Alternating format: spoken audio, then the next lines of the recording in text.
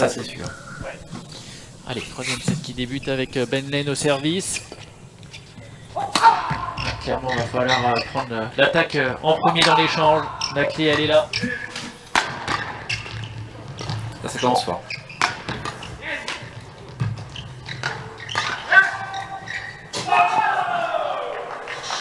Ah, ils sont surmotivés les Anglais. Ah, ils ont bien contré hein, parce que c'était mal embarqué pour eux, bien défendu. Belle défense qui a permis, qui a contraint les Indonésiens à relever le volant.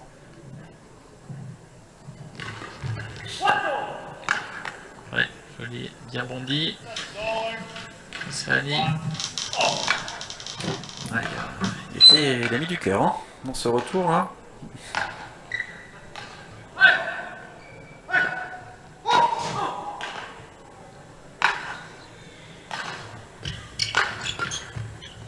Oui, bien joué, Ben Lane. Une bonne longueur et un angle intéressant là qui a surpris Agutama.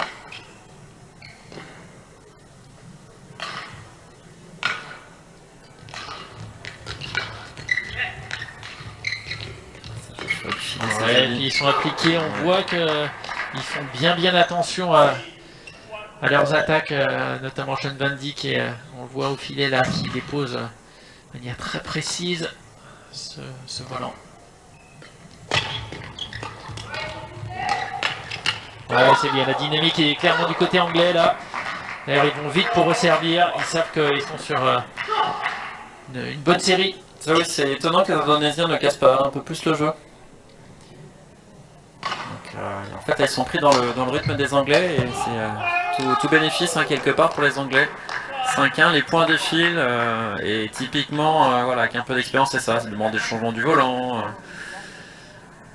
Des petites choses comme ça, alors c'est pas malsain, hein, c'est simplement ça fait partie du jeu aussi. Voilà, déstabiliser l'adversaire, mais pour l'instant ça enchaîne. Ouais, c'est un calé. Petit break pour les Indonésiens. Agutama qui demande à changer le volant. Voilà, tu parlais de break, Cédric. C'est plus simple quand c'est sur son service. Oui, changer le volant, généralement ça passe mieux en tout cas.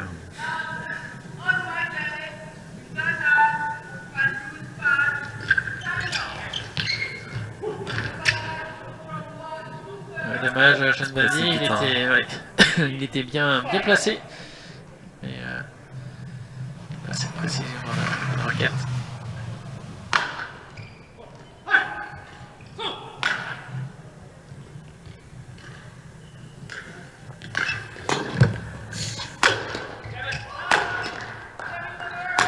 Allez, c'est de ce match du côté. Il repasse devant. Allez. Quelle erreur là, de Gautama, c'est dommage. Il était tout seul à Sean Van Dyck. Il était faire ses courses, l'ami Ben Lane là. Allez tiens, je vais m'acheter une raquette.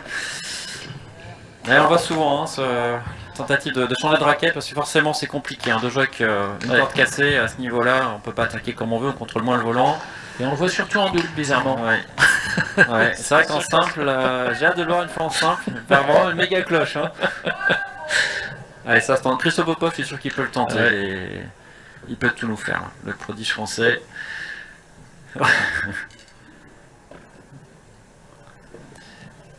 Ouais, c'est amusant. C'est la deuxième fois qu'on le voit là, en une demi-heure. La première fois, c'était sur le cours numéro 2 avec Gabriel Astoeva qui avait eu le temps d'aller changer la raquette. Qui avait gagné le point aussi. Et qui avait gagné le point aussi, oui. Oui. 6-3, plus 3 pour les Anglais, ils sont bien. Ouais, faut pas laisser tomber le volant. Il n'avait pas remis le jet, donc ça compte pas, mais bon, attention.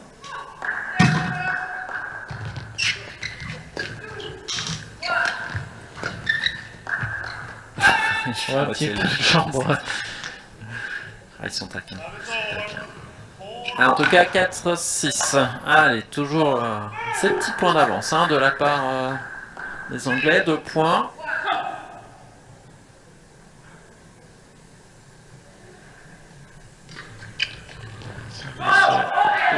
Oh là, ils sont pas d'accord. De toute façon, ils vont pas pouvoir changer la décision. C'est impossible pour l'arbitre qui est sur la chaise de voir. Donc,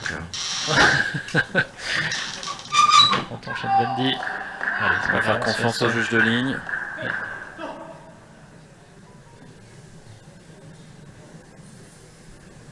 Il y a une belle équipe de juges de ligne hein, avec Michel Prévost, Pierre Montreuil, il y a des gens qui sont à la fois juges de ligne mais aussi arbitres qui connaissent bien le jeu.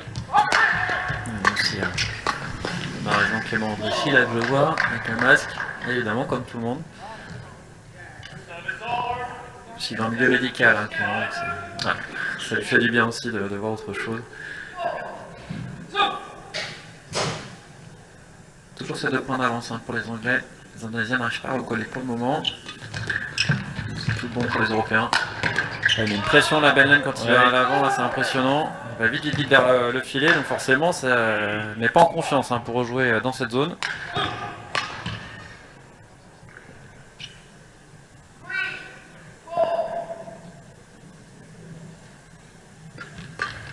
Voilà, c'est un peu tendu.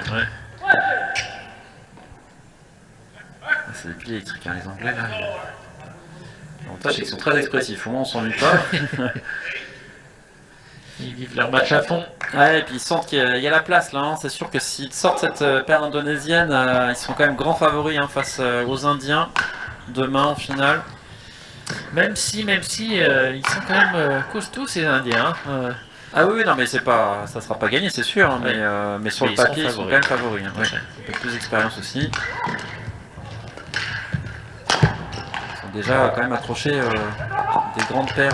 Oh là, magnifique. Un peu, voilà, avec le calme. En tout cas, ils ont eu le mérite de bien se battre jusqu'au bout là, les Anglais. Important, 9-6. Donc, je disais, oui, ils ont accroché pas mal de paires hein, du top mondial les Anglais, donc ils savent qu'ils sont capables hein, de hisser leur niveau de jeu. Et voilà, face aux Indiens, on verra demain qui se sort de cette demi-finale que l'on a là. Bien servi par contre de part et d'autre, une superbe intervention c'est sa signature à Benlen, il est très rapide au filet avec des jolis réflexes. On a très bien lu. Alors non, on ne change pas parce qu'on n'a pas que ça à faire, on a envie d'aller à 11 de premier, allez hop, on enchaîne. Mais ils auraient dû le faire plus tôt ça, les Indonésiens, hein. Casser un petit peu ce rythme, là c'est trop tard.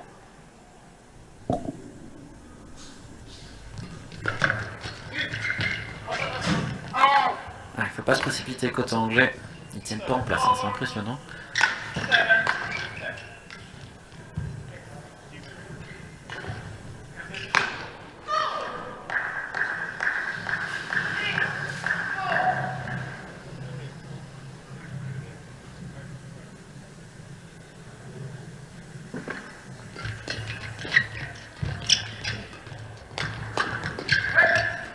Oh joli, oh c'est beau. Bien joué sur le pied, allez. C'est quelques jolis points là depuis tout à l'heure. Ça va très vite, hein, bien posé. Alors. C'est assez amusant. Mais oui, forcément, l'Indonésien avait demandé sur le volant juste le point d'avant. L'Anglais avait dit non. Là, l'Anglais dit bah, ce serait bien qu'on change de volant. L'Indonésien dit non. Sauf que là, visiblement, il y avait bien une plume en moins. Et puis, bon, la technique un peu fourbe, c'est vous montrer le volant avec la plume. Du coup, vous la pétez encore plus. Et du coup, il n'y a plus de débat. Ah, c'est moche. C'est les Danois qui étaient spécialistes de ça, ils montraient les volants, ils appuyaient de chaque côté, en fait ça donnait une forme ovale au volant, donc forcément l'arbitre ne pouvait pas faire autre chose que de dire oui, ouais, effectivement. Alors qu'il était comme neuf, bon. Ah, c'est ça l'expérience. Allez, ensuite, ils passent devant logiquement les Anglais, ils ont pris une bonne option hein, sur ce match. Ils maîtrisent bien leur sujet, et ils empêchent hein, les Indonésiens de trop installer leur jeu, ils contrent bien sur les premiers coups, donc pour l'instant c'est voilà, par rapport à un premier set hein, qui était à sens unique, il y a une partie là qui a complètement été chamboulée.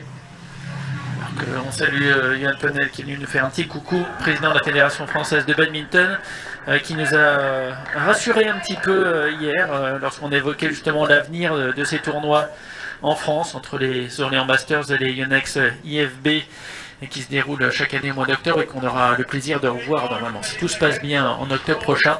Il nous rappelait donc, notre président, que eh bien, il y avait une velléité, si c'était possible, bien sûr, à la fois financièrement, mais aussi pour, au niveau de la Fédération internationale, de garder ces vitrines, ces espaces tellement importants pour le badminton, accueillir le badminton international et être une véritable vitrine pour la France. Donc ça nous fait plaisir à la fois pour Orléans, mais aussi pour Paris, de savoir qu'il y a une volonté d'aller dans le sens de garder ces événements phares. En tout cas, c'est tout ce qu'on souhaite. Et oui, ils font de bien ces tournois, ils sont importants pour l'équipe de France, pour engranger de l'expérience, pour certains pour aller chercher des victoires aussi. C'est toujours mieux de se déplacer sur son territoire, forcément c'est moins de fatigue. C'est à domicile, et en temps normal, quand c'est pas avec du club, vous avez aussi la famille qui peut venir vous voir jouer. Oui, ce sont des événements qui sont fédérateurs aussi, hein. Ce sont des lieux de rencontre, c'est le moment où les présidents de club se retrouvent, il y a des échanges, il y a des formations. C'est pas juste le fait de dépenser de l'argent pour recevoir le gratin. Non, c'est vraiment un ensemble de choses. Autour de l'événement, il y a, mais comme aux IFB, hein, effectivement, autour de l'événement, il y a plein d'actions qui sont mises en place. Comme tu l'évoques, Raphaël, c'est pas de l'argent dépensé pour rien, bien évidemment. Un moment fort du bal français, ça se passe aussi autour de beaux événements comme ça. Voilà, donc on est bien content si jamais ça peut se passer pour les années à venir. On rappelle aussi, hein, c'est quelque chose de nouveau, que le circuit a été prolongé d'une année, alors que le cycle devait se terminer en 2021. Ce sera finalement une année supplémentaire, donc on aura bien un Super 100 à Orléans l'année prochaine et le Super 750 en 2022 à Paris, à Coubertin vraisemblablement, et puis le nouveau cycle repartira 2023-2026 avec, on espère, en tout cas pour ma part, je pense que tu partages mon point de vue, Cédric, le fait d'avoir une candidature française sur ces deux gros événements qui font vie en bas. Oui. Allez, on revient sur le match. 15-10 pour les Anglais, ils ont pris une belle option là pour la victoire finale. Ils sont chauds, oui. Ouf, ouais. C'est un peu bizarre ce point. J'ai une mini pompe là, Sean Vendy, 11-15. En tout cas, ils maîtrisent bien leur sujet, les Anglais là. Il va falloir aux Indonésiens être très très très solide, hein, sur le service, le retour, le troisième coup pour espérer renverser la balance. En tout cas, clairement, la confiance, elle est du côté des Britanniques. 15-11, ils ont mené depuis le début du set, ils sont solides, ils sont vraiment sur la lancée de leur deuxième manche, remportée 21-16. Ouais, compliqué pour les Indonésiens là.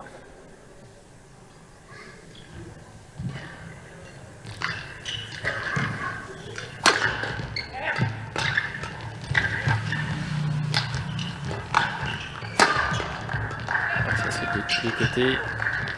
Ah, c'est bien ce qu'ils font les Anglais. Ouais, 16-11, ils sont très très solides. Les Indonésiens ne peuvent plus attaquer. Alors, ils sont bons en défense quand même, hein, mais à un moment donné, c'est assez limite. Un changement de mouvement.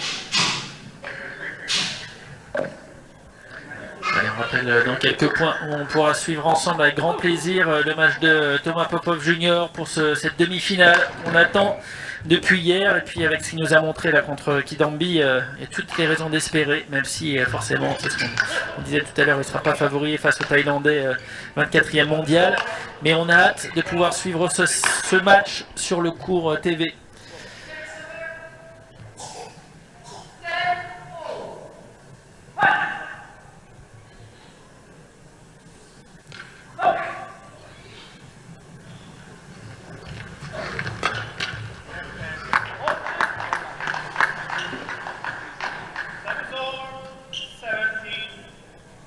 Ah, ça sent bon là, hein. 17-12 pour les Anglais. On sent pas la rébellion, hein, du côté des Indonésiens. Oui, ils paraissent un peu résignés. Un manque de solution, parce que les Anglais sont... Voilà, et puis ils resserrent Sean Vendy. Un petit coup d'œil à chaque fois, ça me fait sourire vers le juge de service, mais non, il semblait très très bien, c'est bien servi. 18-12. Ouais, bien joué.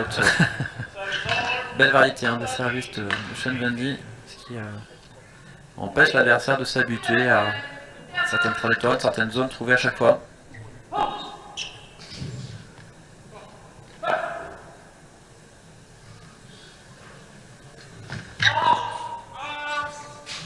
Il chambre un petit peu Sean Vendy. Ouais, c'est de bonne guerre. On appelait Chambre Vandy même d'ailleurs, c'est son surnom. Et ils sont à 2 points du match, en tout cas 19-13 là. Ah, c'était Benley, donc je dis n'importe quoi. C'est pas grave, allez. Bon, personne n'a suivi. Allez, 20-13. 7 points de match, là c'est l'expérience. Ce sont les mieux classés au niveau mondial. 18e mondiaux, les Anglais.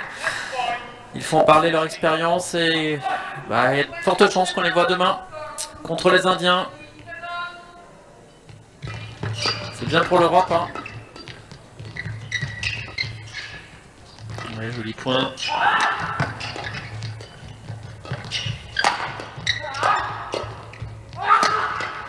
Ouais, superbe. Très très joli point de match. En patron. C'est intéressant parce qu'on aura a priori des finales Europe-Asie demain. En tout cas, ce sera le cas en double dame. Ce sera le cas en simple dame et ce sera le cas en double homme. Donc voilà, on verra après simple homme et mix ce que cela donne. Mais c'est bien, ça fera de belles confrontations. Allez, je laisse la place à Christo. Il est passé où? Il va pas tarder. Donc Christo Popov qui va nous rejoindre dans quelques instants. Le temps de s'installer. On vous retrouve sur Secours TV pour suivre le match attendu de la journée entre Thomas Popov Jr. et le Thaïlandais Kunlavut Vittitsarn.